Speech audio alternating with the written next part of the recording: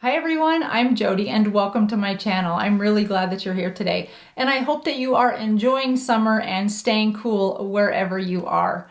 Today's video we're going to put together this look for fun summer, but I'm going to share with you my updated eyeshadow application as well as a new layering of products to prep your skin so that your foundation application can last throughout the day in this summer heat.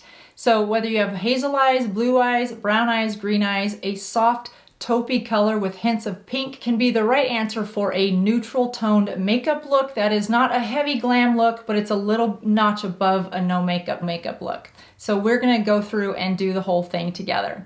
I wanna take a second to thank my new subscribers so much for subscribing to the channel. Hitting that subscribe button takes a second, but it means a lot to those of us that are spending a lot of time creating content. So thank you for showing your appreciation that way. It means the world. And if you have not followed me over on Instagram, then there's my Instagram handle. I do more fun stuff over there, some behind the scenes type stuff, and just additional content that you might also find interesting. So you're welcome to follow me over there as well. So without further ado, if you guys are ready to do your makeup with me and do a little bit of summertime chit chat, put me in front of wherever you get your makeup on and let's do it together.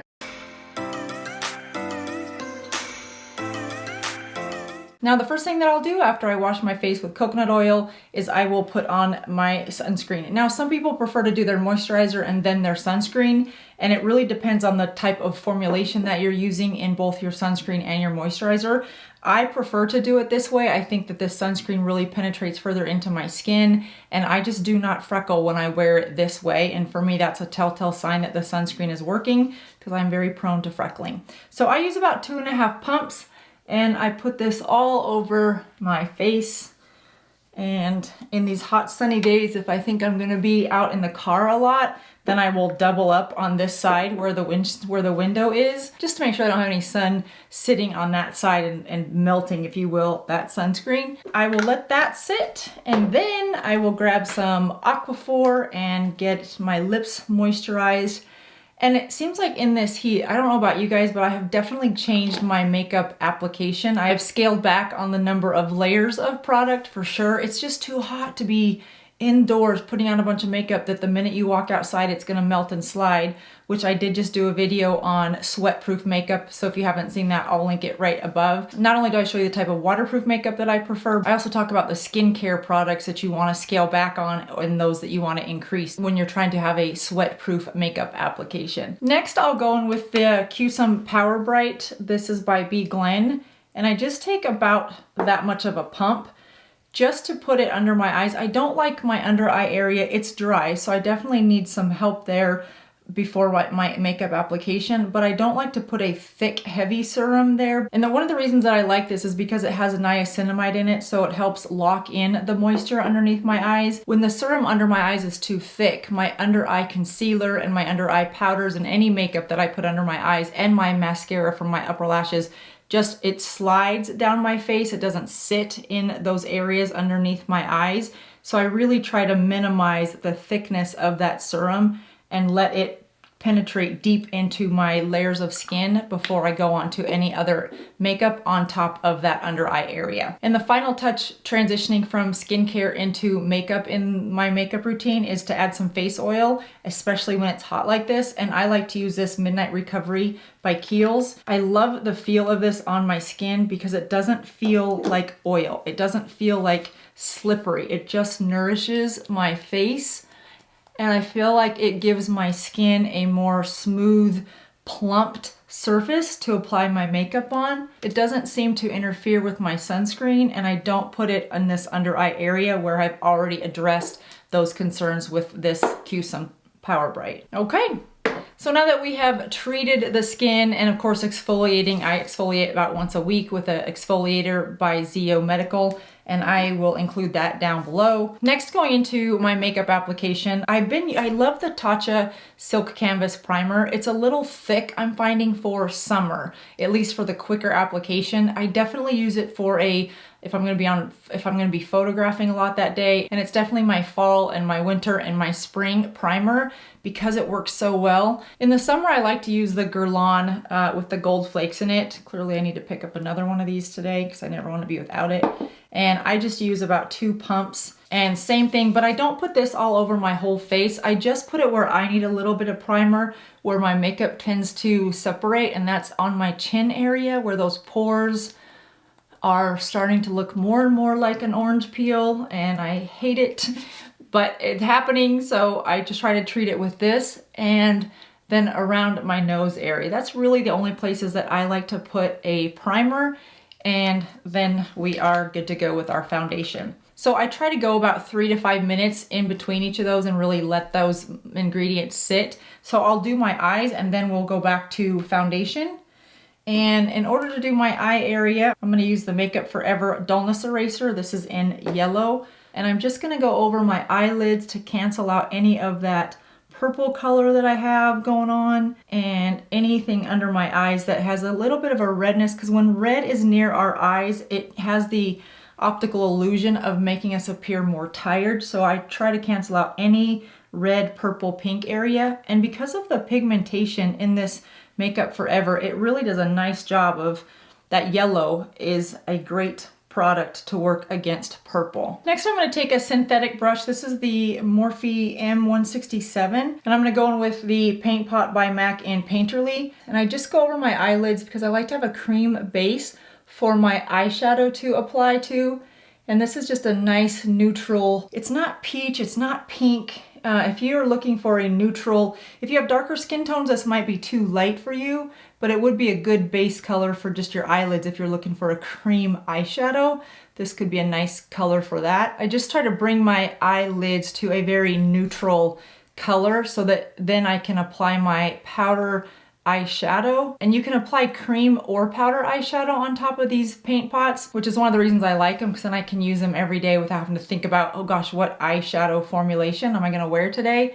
I can just put this on and then make those last minute decisions if I feel like I need to. All right, so my updated eyeshadow look is I'm going to go in with just a neutral type color for my transition shade into my crease. Now what I've changed a little bit is I'm depositing the color on that outer corner of the crease, blending it in the crease, but then on the outside, I'm going more straight out with it instead of back down, so that I'm not pulling this outer corner of my eye down. I'm putting in a little bit more of a, not quite a straight line like that, but not an up and down either, more towards the end of your eyebrow. And I've really enjoyed this lifting effect that I get from this eyeshadow application. And we're just gonna go a little bit darker so that you can see what that looks like. And I am applying this with the Angie Hot and Flashy from BK Beauty, the A502. It's just a perfect fluffy eyeshadow brush. It's good for blending. It's also good for application. I'm just using an old Dior palette. It's probably not even available anymore. It's been so long since I've had it. But any nude type color will work for, it's just your crease color is really all we're going for.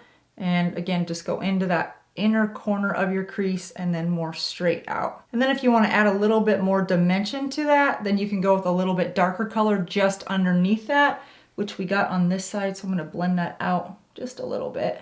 It's so hard for me to put my eyes on before the rest of my makeup, my face makeup, the base they call it, but the look is always a better look when it's finished. Doing it's harder for me to do, but I'm happier with the end result. So I'm really trying to get in the habit of doing my eyes first. I have tried to get into this habit more than once and I have failed, but this time you guys hold me true to it. If you see me doing my face first, remind me in the comments, hey, we're switching to our eyes first, because it just looks so much better when you do it that way, I think. Next, I'm gonna go with the BK207 brush. It's a small, dense brush, and I'm gonna go in with the Naked Sin palette, and we're gonna go into the color Boring. And I just wanna add a little bit of darkness to that crease, just at the very bottom to give it a little bit more dimension. Then I'll take a big fluffy brush. This is the Morphe M330. And just soften those edges. And again, not so much of the windshield wiper, a little bit more of that fox eye that we did with our eyebrows. Kind of think about following those lines with this eyeshadow. Next, I'm gonna go back to that Dior palette, and this is just a white fluff. This is a light fluffy brush. This is BK's 206. And I'm gonna go with the lightest color because I just want to carve out a little bit under the eyebrow. This is a matte color. This is super important. If you're going to go underneath the eyebrow or that eyebrow bone, you want to go lighter, but stay away from shimmers or shiny or anything glitter. That should really be more of a matte color. We just want to make it look less makeup looking and just add a little bit of highlight there. Now, if your brow bone tends to be protruding more as you age, as your skin's coming down, then you don't want to highlight too much of your brow bone because it's already being highlighted because it's forward. So you could use a little bit of contour through there, a little bit more of a light brown eyeshadow right through here if you feel like it's just sticking out too far, and or you could use a light brown eyeshadow up in your eyebrows just at the edge of where you're feeling like that eyebrow bone is starting to look a little bit more forward or prominent.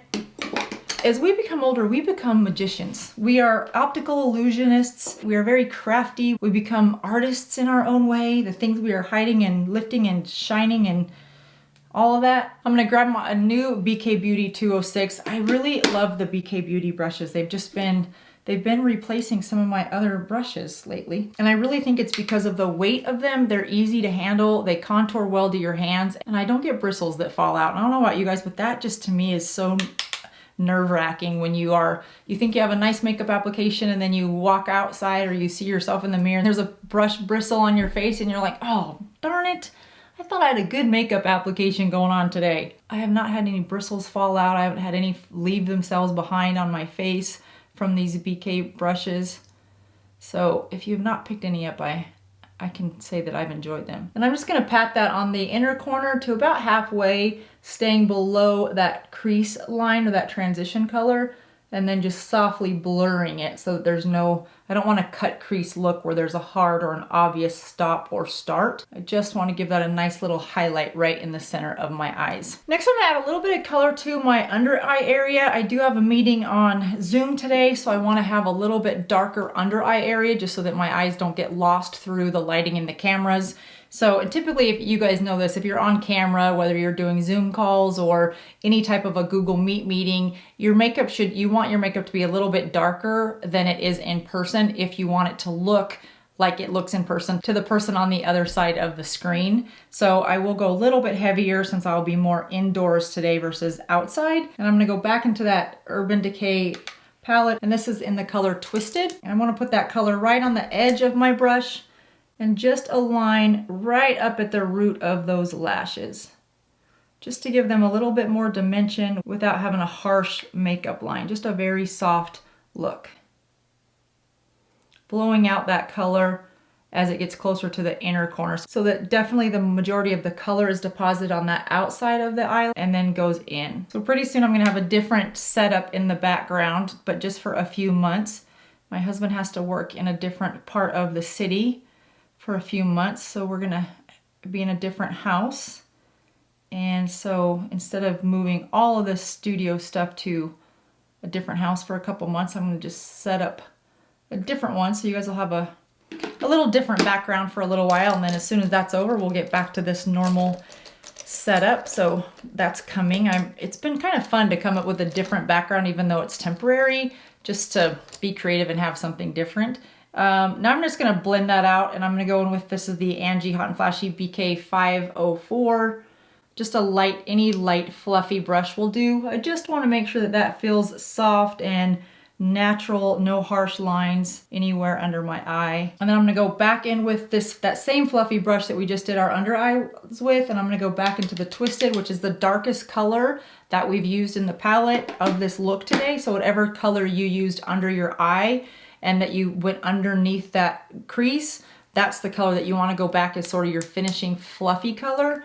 And we're just going to put that in this outer corner, not quite not where the lashes meet in the corner, but go up a little bit, just under where you put that first crease color. And from there, we're just going to go a little bit darker all the way in because we want to create a crease without being too dark. Now, if your eyelids tend to hang, if you've got more droopy eyelids right in this area, then you'll want to take the color from the top of your brush and put it just on this bottom side, the droopy part. That will give the appearance of it being farther away or less than, and help that not look quite so droopy. And then from there, just you'll want to go in with any big fluffy brush. This is Sigma Soft Blend. It's just a big fluffy brush. And I just try to blur all of that out. I don't want to move the color. I just want to softly blend it so there's no harsh lines. And from there, we're ready to curl our lashes. If this is a step that you do, it's a step that I absolutely do, just because I feel like it gives my lashes a little bit of a lift. And I just go to the very root and squeeze, and then just for like a second, and then squeeze all the way out so that I don't have one hard kink at the base of at the root of my lashes, but that I've got sort of I'm creating more of a flow. That makes sense. I'm very animated today. I don't know why. Now I'm gonna go with a little bit of eyeliner. This is Smashbox's Always Sharp in Violetta. And I'm just gonna go to the outer corner, and I'm gonna try not to do a wing today. Let's just see how that goes. And just small little lines.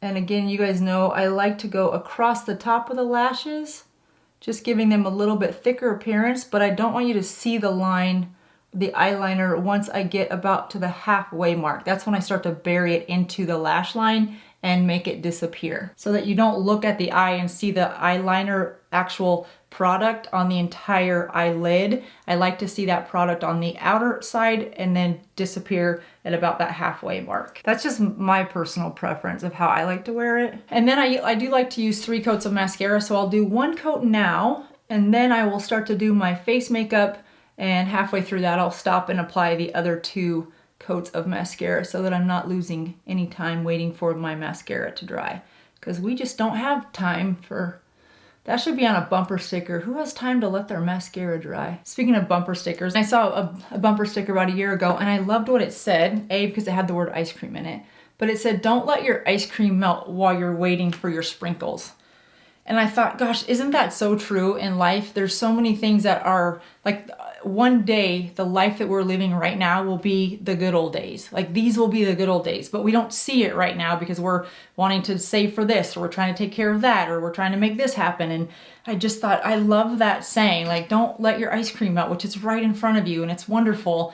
Don't let that melt while you're waiting for the next thing or the sprinkles. I had to share that with you guys because I just love that saying, and I don't know how I got off on that tangent, but maybe somebody just needed to hear that today, and if so, I hope it helped you feel better. Next, we're gonna go in with some contour, and we're gonna do just a little bit. I always say that. You guys are like, we've heard that before. I'm gonna go in with my favorite NARS cream, and this is in 3, and you guys are probably gonna go, oh my gosh, that's way too dark, but I love it that way because I do not like this long hairline that I have been blessed with. So there are some things that I am allowed to not like, and this is one of them. So we're just gonna pin the hair way back out of the way so that as we do this, it doesn't get all over the place into my hair. And you guys can see just how dark and crazy it is. Is that a gray hair? Oh, wow. You can really see that. Where'd that one come from? It's just by itself. Okay. I won't tweeze that on camera, but rest assured, as soon as I turn the camera off, we'll be tweezing that out, which my hairdresser will not appreciate, but I don't need to go get my hair colored right now, but that one's gonna bother me. So I like to give a little bit of a contour just so I can shade this part of my hairline and just fill it in a little bit. And then I'll just go ever so slightly across my jaw. I know you guys are going, I thought this was the scaled down makeup look. It is, but I have to be on camera today, so it's a little bit of both. All right, next I'm gonna go with the Clé de Peau Cream Foundation. That's probably too much. And I'm gonna blend it with the Smashbox Halo. That's probably double the amount that you need, so I'm just gonna try to mix those together. And I like to mix it on my hand first. I don't know why. I've just always been that way. And I'm gonna blend it so slightly all over my face. And then I will go in and buff it.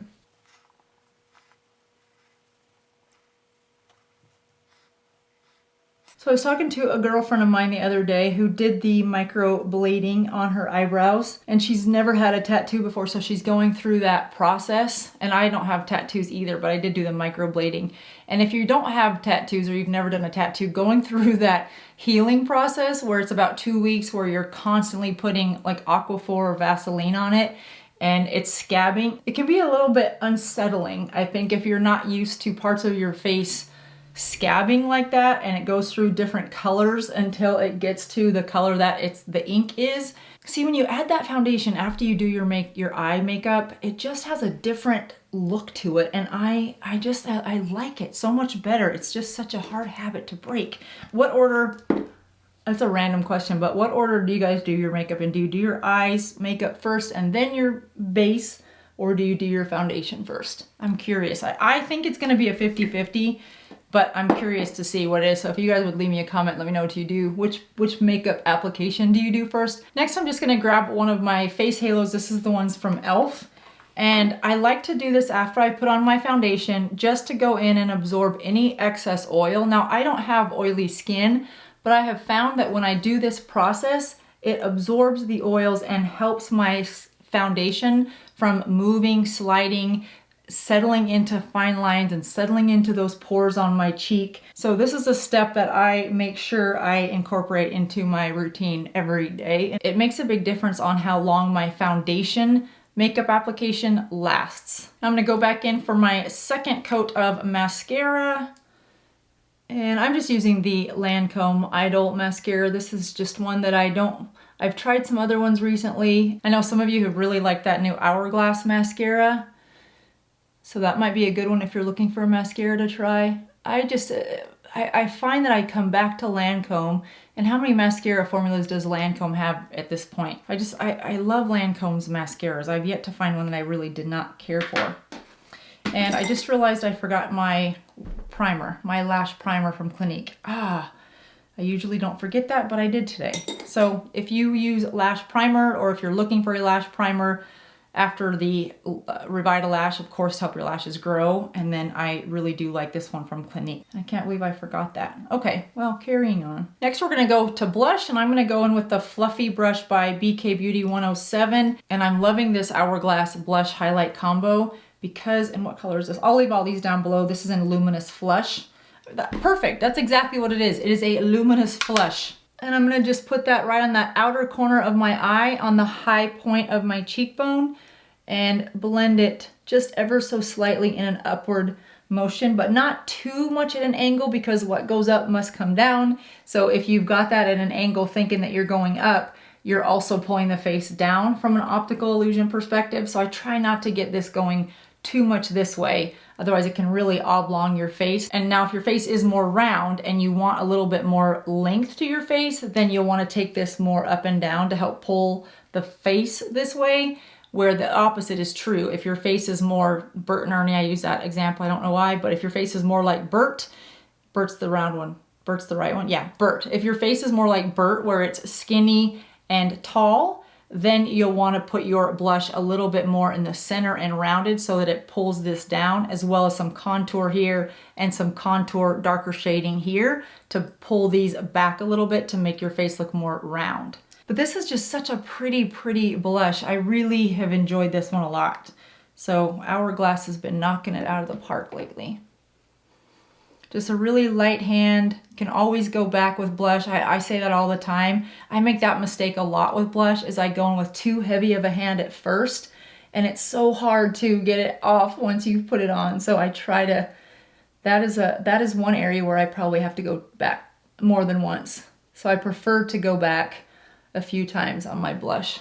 Now I'm gonna go back in with my third coat of mascara, and this is also by Lancome. This is their Defensals in Waterproof. And I just like to go, I really love the Givenchy Waterproof. It's the one that I've used for years. You guys have seen me use it and you've asked about it because at the end of it, it has that little tiny sphere is a wand.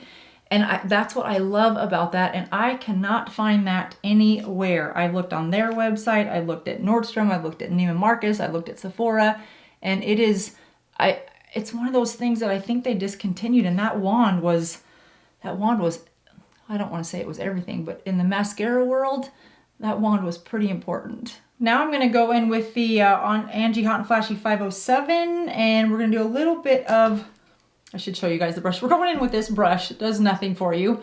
We're gonna go in with a fluffy angled brush. So any fluffied angled brush that you have. This is just to add a little bit of bronzer and to define my face a little bit more around the outside edges. And I'm gonna go in with the RMS one that I absolutely love. As you know, RMS is a clean brand, it's vegan. They've come out with some new blushes lately that I've ordered, so I'm excited to try those.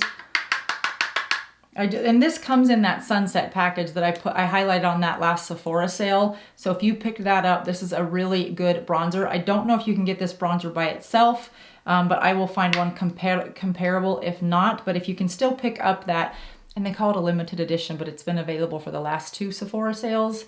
So it may not be so limited, but it's their sunset collection, and it has a lip gloss, which I don't have right here, and a creamy lipstick, if you will, that I absolutely love. And for this, I'm just gonna lightly go just in that figure 8, kind of through here and around the bottom.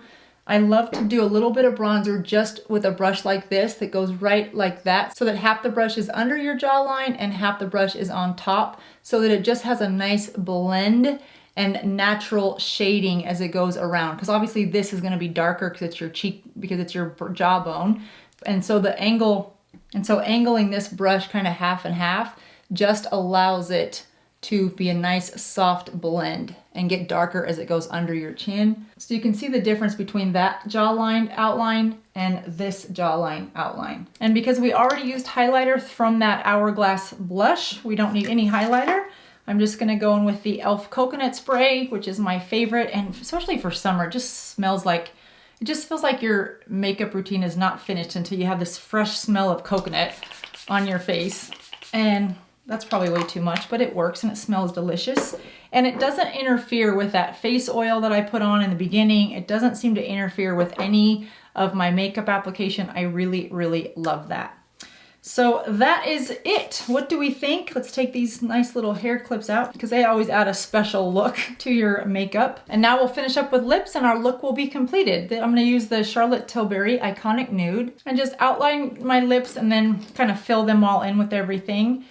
And then I'm gonna go in with a little bit of this gloss from Fenty Beauty, and I will leave the color down below because it is in very small print and I cannot see it right now.